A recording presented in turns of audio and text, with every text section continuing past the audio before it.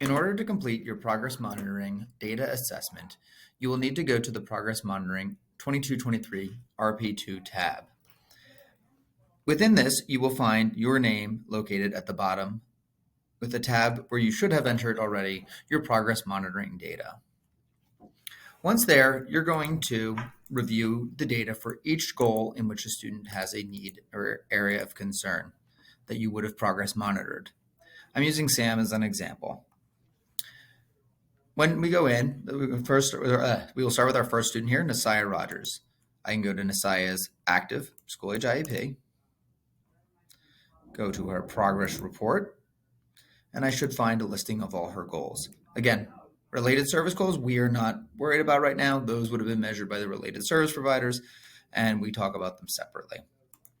So Nasiah has two goals, a reading goal and a math goal.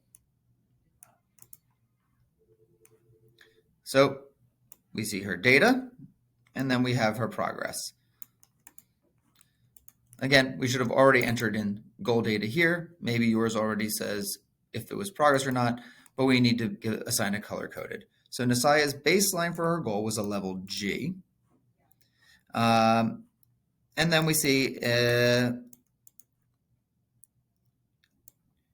she is currently reading on an independent level I. So she's moving up 2 levels of progress, which is excellent. And her goal is a level J. So she's actually almost 2/3 of the way to her goal. And so what we're going to do is we're going to review our list at the bottom of each person to see what color we should code this. So she has not yet met or mastered the goal. It would not be blue. However, she is making more than 25% of growth on that goal. Obviously, some goals may be a little harder to determine the 25%. Use your best judgment if it's between green and yellow. And we're going to mark that goal green. She's making relatively good growth.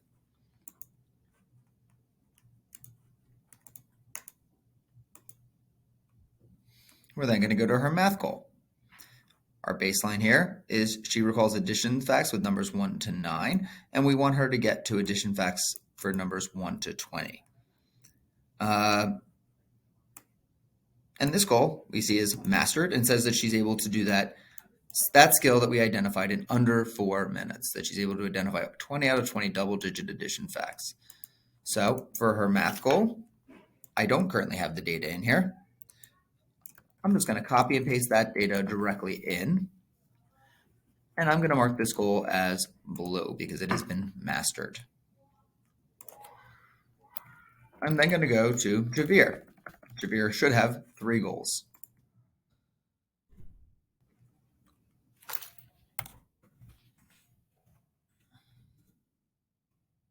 And going into Javier, finding his IEP, and navigating to his progress report.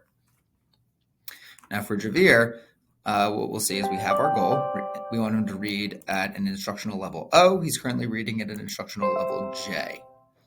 And what we see here is that this goal was not yet assessed because, again, he had just had this IEP created and the baseline does represent the most recent data.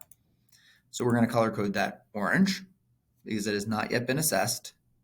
And I'm actually just going to put a note in here just so that when I go back to review my data, I can remember that this was a new IEP. And then I'm going to check and make sure, yep, 2 behavior goals. And again, not yet assessed because this is a brand new IEP for this student, and we may not have taken any new data. Other than when students are not taking new data, that should be, or when students do not have a new IEP, we should be assessing all goal areas unless there's a significant reason why we cannot, at which point during follow-up meetings, we should discuss if that should continue to be a goal area or what we need to do to adjust that. Once every student is completed, I'm going to go in and put in the number of goals that correspond to each color. So green, 1, blue, 1, and orange, 3. If I count up my total number of goals, I have a total of 5 goals for the student. 3 for Javier, 2 for Nasiah. And I'm going to put that 5 into each column. What that's going to let me do is see that 20% of goals for kids on my case that are mastered, 20% are making progress, and 60 were not measured. Obviously, the 60 not measured for Sam is probably an outlier, and that your numbers will be more reflective of students either making or not making growth. This should be completed for all students on your tab. Again, so if you have students without data, data should be entered, looking at KGs here, and then if goals made progress or did not make progress.